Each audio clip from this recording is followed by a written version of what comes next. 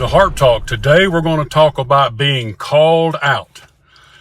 Have you ever heard the expression when it comes to someone in church or a pastor or an evangelist or something? Man, they've been called. They've been called out. Well, there's a good way to be called out and there's a not so good way to be called out. That's what we'll be talking about today on Heart Talk. In Philippians chapter 4, verses 2 and 3, we find these words and this story.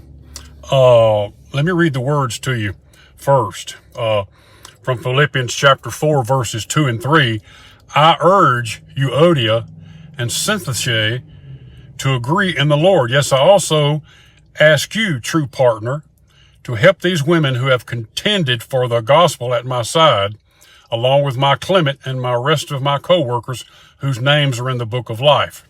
Okay, now what you find here in Philippians chapter 4, verses 2 and 3 are two women that disagreed in the church.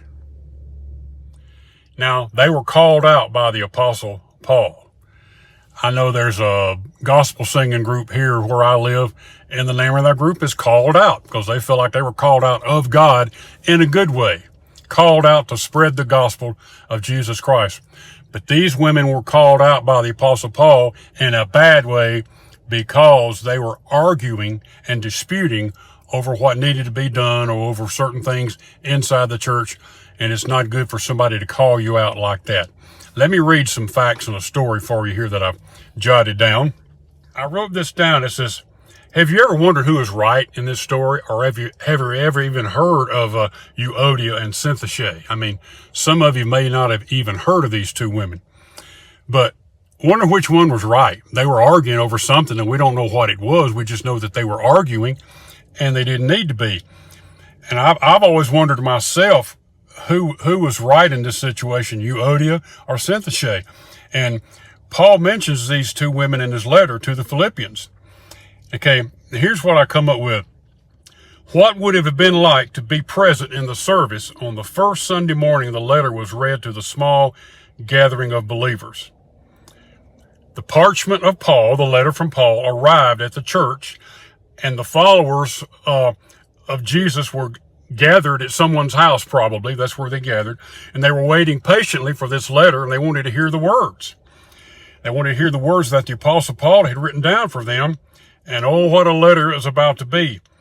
Joyfully from the start, centered on the gospel of Jesus, the expansion of the church's mission, a letter filled with wise counsel, rich theology, and beautiful truth. But near the end, Paul got kind of specific on this letter. At the end of this letter, he called out two women in the church by the name of Euodia and Syntyche. And that's where I read the verses to you.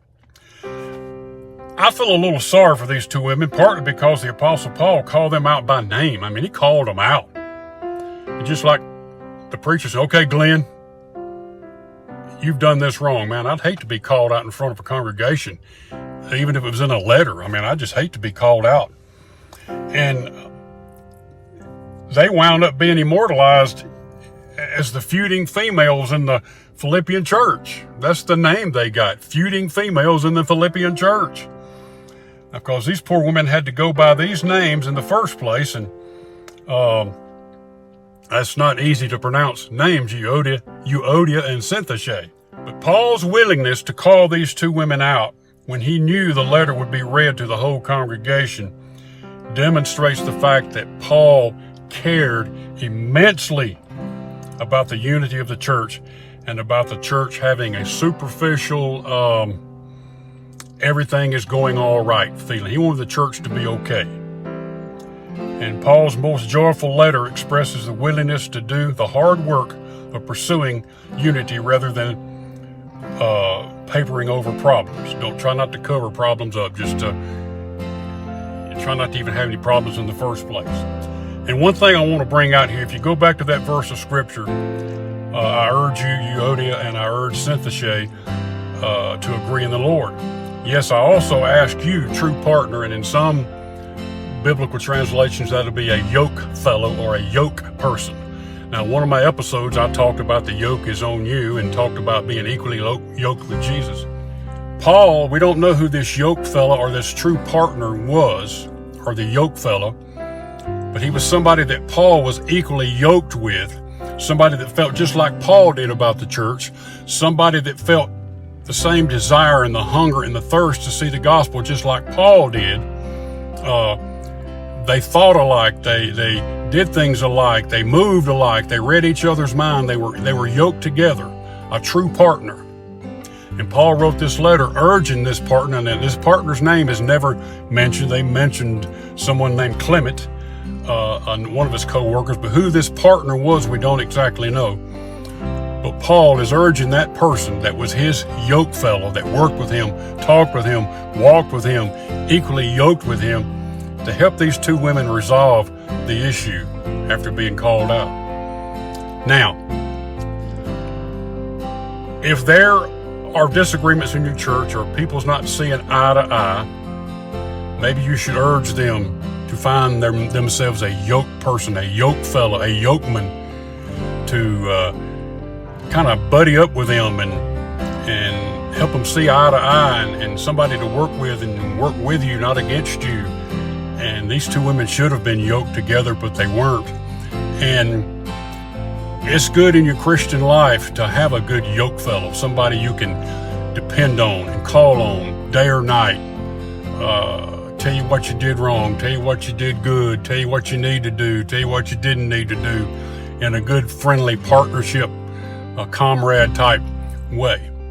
Anyway, I want to be called out to spread the gospel of Jesus Christ in unity with my fellow yokemen. I don't want to be called out because I did something wrong. I haven't been called out yet, and because I try to walk the straight and narrow, and I mess up just like everybody else. But we're talking about being called out today in a bad way, and that's not what you want to happen. You want to be called out because you're doing everything you possibly can to spread the gospel of Jesus Christ. Be called out, but don't be called out in a bad way. Thank you for letting me share this with you from the cab of my truck. Sometimes we're in the studio, sometimes we're in the sanctuary of the church. No telling where I'll show up. Could be dressed up, or I could be looking like a bum, just like you see me right now. But anyway, see you next time on Heart Talk. Have a great, great day.